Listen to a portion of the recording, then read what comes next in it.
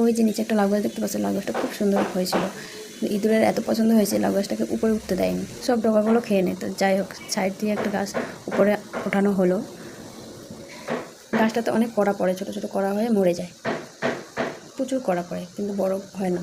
লাউ গাছটাকে দেখে সবাই বললো গাছ কেটে দাও, গাছ কেটে শাক খেয়ে নাও। কিন্তু গাছটা এত সুন্দর হয়েছে, গাছটাকে কাটতেও মায়া লাগতো। তারপরে বলে না, কথা বলে না, সবুরে মেওয়া ফলে। দেখো ফাইনালি অনেকগুলো কড়া পড়েছে বাঁচার মতো।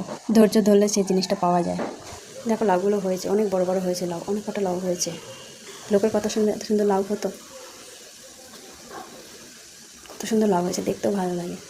একটা ভিডিও দেখেছিলাম যে লাউ যদি না হয়, লাউ গাছের গোড়ায় একটুখানি কেটে দুটো কাঠি যদি ভিতরে রেখে দেওয়া হয় তাহলে নাকি লাউ হয়। আর আমি তাই করেছিলাম, লাউ গাছটা কেটে দুটো লাঠি দিয়ে দিয়েছিলাম দু সাইডে। তার জন্য হয়েছে নাকি এমনি হয়েছে তা আমি জানি না।